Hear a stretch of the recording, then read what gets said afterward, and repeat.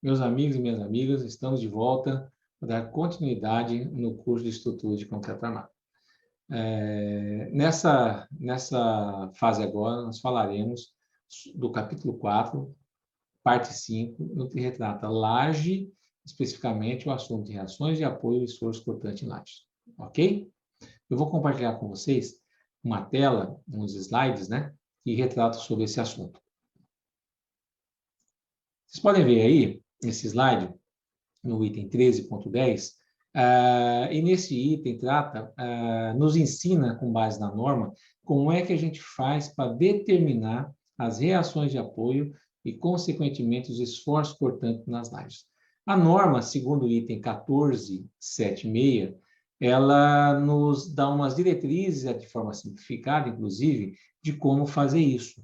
E, além disso, a gente pode enumerar, igual eu vou mostrar para vocês, 3 maneiras de calcular as reações de apoio e, consequentemente, né, no passo seguinte, calcular os esforços cortantes. Tá? A primeira maneira que a norma cita, ela imagina, né, todas as cargas nas lajes retangulares que nós estamos trabalhando sejam uniformemente distribuídas, e utiliza o conceito de charneiras plásticas para poder distribuir essas cargas distribuídas na laje por metro quadrado para as cargas em cima dos apoios, sejam os apoios sendo vigas de concreto armado, por exemplo, né, ou vigas metálicas, ou parede estrutural, por exemplo. Isso não importa. O que importa é que esse processo mostra como é que essas cargas, né, quais os quiões de cargas que estão aplicados nessa laje que caminham para cada uma das lajes que servem, para as vigas que servem de apoio. Me desculpe. Ok? E o que vem assim, então, as charneiras plásticas? Para poder falar um pouquinho mais, entender o que seria charneiras plásticas, nada mais é do que rótulas plásticas, né? Aquelas rótulas que acontecem nas vigas, aquelas articulações devido à plastificação que acontece na viga, nas lajes, essas plastificações são chamadas de charneiras e não de rótulas, ok? Vamos fazer um paralelo, só para a gente poder lembrar e entender a diferença, né, do método elástico de dimensionamento e o método plástico de dimensionamento. Daí a gente consegue entender um pouquinho melhor as charneiras plásticas. Só para relembrar, o método elástico, ele tem algumas premissas básicas, né? Ou seja, ele dimensiona a laje, tomando os esforços no estado de serviço. E para poder fazer o dimensionamento, então, no estado de limite último, a gente majora esses valores de esforços com base nos coeficientes de majoração de ação, que é dado lá na norma 8681. Ok? Então, a gente define através de alguns processos, geralmente através das tabelas, né, os esforços, os valores característicos, multiplicado pelos coeficientes de majoração das ações, obtemos os valores de projeto, de cálculo. Ok? E a partir daí, faz o dimensionamento. Qual que é a vantagem desse método? É um método mais simples, né? Porém, gera resultados um pouco mais conservadores, ou seja, você gasta um pouquinho mais de material ao utilizar esse método, que é um método mais simplificado. Qual que é a limitação do método do método elástico? É que os apoios, para que todos esses esforços calculados via tabelas, por exemplo, sejam de fato os esforços que irão atuar na sua estrutura real, os seus apoios precisam teoricamente, serem indeformados, ou seja, flecha zero. E isso, na maioria dos casos, não ocorre. Ocorre, basicamente, quando esses apoios das lajes são executados em alvenaria estrutural, ou quando os elementos de suporte, vigas, por exemplo, são de rigidez muito alta, gerando, então, uma flecha muito pequena. Nessa situação, o meu método elástico está muito próximo, gera resultados muito próximos daqueles que, de fato, ocorrerão na realidade na sua estrutura. Essa é uma limitação. Então, sempre que a gente for usar um método elástico, tem que tomar cuidado com a rigidez dos apoios, né? que serve de apoio para essas lajes. O método plástico, isso não leva tanto em consideração, por quê? Porque ele dimensiona a laje na fase última do estado limite último, ou seja, lá na ruptura. Então, quando começa a aparecer as fissuras, na verdade, começa a fissurar essa laje, é a partir daí que se obtém, então, a espessura necessária e a quantidade de armadura necessária para suportar os esforços. E quando isso acontece, nessa fase final da resistência do material, na verdade, começa a aparecer algumas linhas de ruptura chamadas charneiras plásticas, né? E essas linhas começam a desenhar, a formar algumas figuras geométricas nessa laje, muito próximas de triângulos e trapézios, né? E aí, o que esse conceito todo faz? Fala o seguinte, olha, toda a carga aplicada em cima de cada uma dessas figuras, né, se desloca para o seu apoio correspondente. Ok? E qual que é a limitação, então, desse processo? A limitação é que, muitas vezes, ao verificar o estado limite de serviço, as verificações não são atendidas. Por quê? Porque a laje deformou demais, ultrapassou o limite de fissura e ultrapassou o limite de deformação excessiva. Então, esse é o cuidado que deve se ter quando se usa o método plástico. Voltando agora, então, para o nosso item específico, né, o 13.10.1, é o que a norma faz, utiliza os conceitos de chanelas plásticas, né, para quê? Para poder definir essas figuras com caras de triângulos e trapézios, e a partir daí, utilizando, né, o conceito de carga uniformemente distribuída nessas lajes, distribui, então, essas cargas que estão sobre essas figuras para os seus apoios correspondentes. E faz mais uma simplificação ainda. As cargas que irão caminhar para esses apoios, sejam vigas, ou seja, alvenaria estrutural, por exemplo, admite que essa carga está uniformemente distribuída sobre esse apoio. Okay? Na realidade, não acontece isso, né? Na realidade, nós temos umas cargas com os valores maiores no terço médio dos apoios, e esses valores, essas cargas distribuídas nesses apoios, vão diminuindo a chegar praticamente igual a zero nas extremidades desse apoio, ok? Mas, por praticidade, a norma permite utilizar um valor uniforme sobre a viga. Esse é o primeiro método, então, tá? Utilizando charneiras plásticas. Um segundo método que a norma permite é o chamado processo das áreas, muito parecido com o das charneiras plásticas, porém mais simplificado ainda. O que a norma diz? Olha, no local das fissuras, das charneiras criadas pelo carregamento, lá na fase final do estado limite último, a gente admite, teoricamente, uma linha reta saindo dos vértices das lajes, e essas linhas retas, ao fazer isso, tem uma inclinação pré-definida, que eu vou comentar em seguida, e essas linhas retas, ao serem unidas, né, dentro desse plano que é a minha laje, formam figuras também no formato daqueles das charneiras plásticas, ou seja, triângulos e trapézios. Então, para poder definir esses triângulos e esses trapézios, com essas linhas retas saindo do vértice, a norma dá algum indicativo. Quais são? Primeiro, utilizar um ângulo de 45 graus entre o vértice que tem apoios do mesmo tipo, seja dois lados simplesmente apoiados ou dois lados engastados, conforme a gente pode ver nessa figura da esquerda, onde o canto superior esquerdo tem duas faces, dois apoios, né, no formato simplesmente apoiado, e no outro canto inferior direito, duas faces perpendiculares, considerado o engastamento. Quando esses apoios perpendiculares entre si forem iguais, então eu adoto uma reta saindo a 45 graus desse vértice.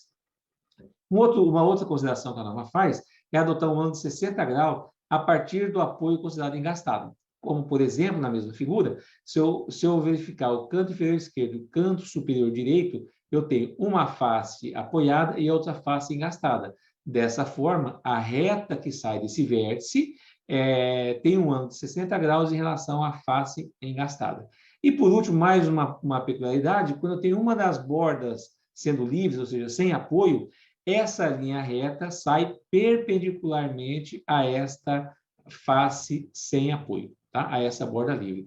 E os demais vértices mantêm as mesmas considerações ditas anteriormente, ok? Então, esse é o segundo processo, conhecido como processo das áreas. E, por último, então, a gente tem o processo utilizado através das tabelas, seja tabela de Marcos, seja tabelas de Barês, ou outras tabelas também que existem na bibliografia. Qualquer uma delas pode ser utilizada, levando em consideração o carregamento, naturalmente, levando em consideração as dimensões em plano dessa laje, né? Geralmente, essas tabelas vêm com uma relação entre as dimensões LX e LY na laje, e também levar em consideração as vinculações das lajes. Então, eu tenho essas três maneiras, pessoal, de calcular as reações de apoio, né?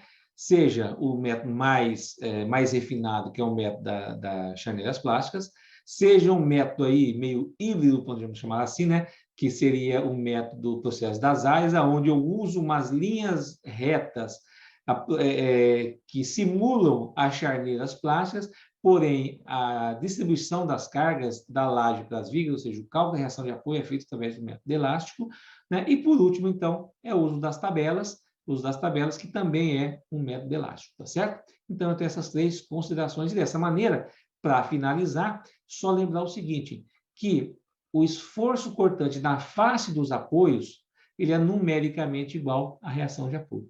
Então, o que eu preciso fazer? Eu preciso olhar na minha laje qual é o maior valor de esforço de reação de apoio, e esta reação de apoio é numericamente igual ao esforço cortante. É esse valor, então, que eu vou utilizar para fazer as verificações e talvez o dimensionamento da armadura dessas lajes, ok? Lembrando que o esforço cortante na borda dos apoios são os maiores valores que a gente pode obter, tá certo? Então, a gente não precisa se preocupar com os valores do esforço cortante no interior da laje. Por quê? Porque sempre serão menores do que aqueles da face do apoio, ok? Então, é isso, gente. É dessa maneira que a gente calcula o esforço cortante. Mais uma dica. Sabendo que sempre a laje, ou quase sempre a laje, terá espessura constante, eu não preciso me preocupar em calcular a reação de apoio, né? Calcular o esforço cortante ou verificar a resistência ao esforço cortante em todas as bordas. Basta pegar o maior valor, uma vez que a dimensão do meu elemento, né, o BWD, será o mesmo em todas as circunstâncias dentro desse plano de laje, ok?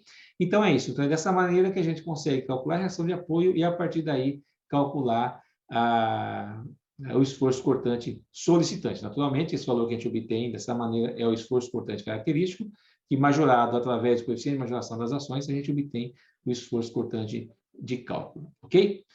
Bem, no próximo slide, nós vamos ver, então, como é que eu faço a verificação desta laje, se ela suporta ou não aquele esforço solicitante. E, para tanto, a norma diz o seguinte, olha, o meu esforço solicitante de cálculo, ou seja, o VSD, deve ser menor ou igual a um valor definido como VRD1, ou seja, esforço cortante resistente de cálculo quanto ao esforço cortante. Ok? Bem, conhecendo o esforço solicitante de cálculo, o que a norma preconiza? Que esse esforço solicitante de cálculo ele deve ser menor ou igual ao esforço resistente de cálculo, né? Que é o valor que o meu material suporta para esse tipo de solicitação. Né? E para essa relação, e para a gente verificar essa relação, a norma gera uma expressão, né? Dá uma expressão para a gente poder fazer essa verificação, conforme vocês podem ver nesse slide.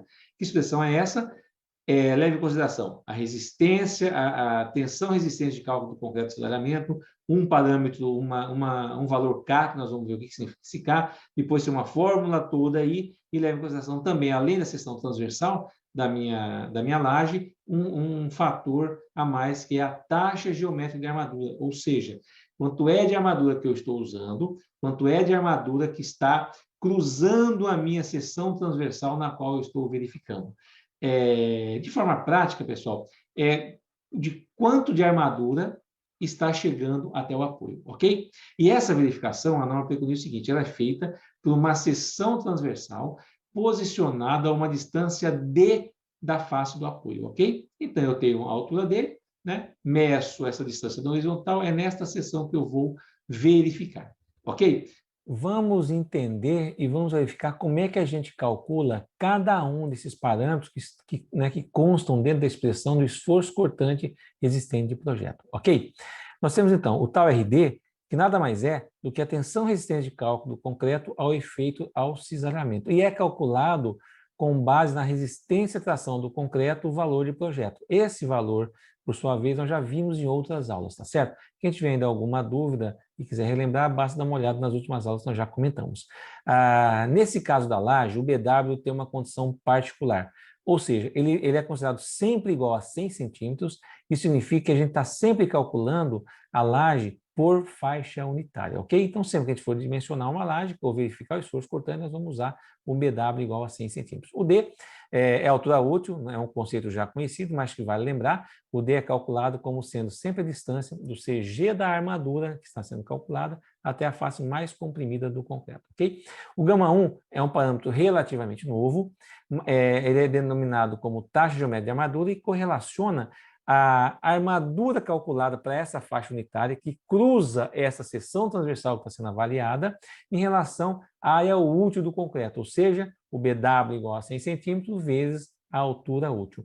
E, por último, o coeficiente K é um valor que leva em consideração também a armadura que está cruzando a seção transversal que está em análise, ou seja, em outras palavras, é a armadura que está sendo ancorada sobre os apoios. Ela é calculada sempre como sendo 1,6 vezes menos a altura útil. E essa altura útil ela é considerada sempre em metro nessa expressão. Feito isso, com todos os parâmetros determinados, então basta utilizar a expressão e calcular o esforço cortante resistente de projeto, que deve ser sempre maior ou igual ao esforço cortante solicitante. Sempre que essa equação for atendida, pessoal, eu posso dizer o seguinte: a minha laje não precisará de armadura de salhamento, não precisará de estribo, ok? Bom, no próximo slide, o que nós vamos ver é um desenho, né? É uma análise gráfica de tudo aquilo que já foi dito de forma conceitual. Então, a gente pode perceber na figura superior esquerda duas retas tracejadas, né? Uma a 45 graus e uma vertical. Essa vertical, ela simula a seção transversal que nós estamos fazendo a verificação e pode perceber que corrige 45 graus, a distância horizontal nada mais é do que a distância D, o que a norma preconiza, ou seja, fazer a verificação de uma seção que dista ao valor D da face do apoio, ok? E do final da reta inclinada para dentro do apoio é o comprimento necessário de ancoragem que eu preciso. E assim vale a mesma observação para o outro desenho na face interna do desenho superior, assim como na armadura negativa. Todas elas têm os mesmos conceitos, sempre são analisadas nessa seção transversal que dista de uma distância D e sempre não esquecendo do comprimento de ancoragem dessa armadura tracionada também. Ok, pessoal? Então, dessa maneira, a gente conseguiu entender e apresentar para vocês como é que se faz a verificação do esforço cortante em uma laje que não precisa ser armada por estribos, ok? Pessoal, até a próxima, um grande abraço.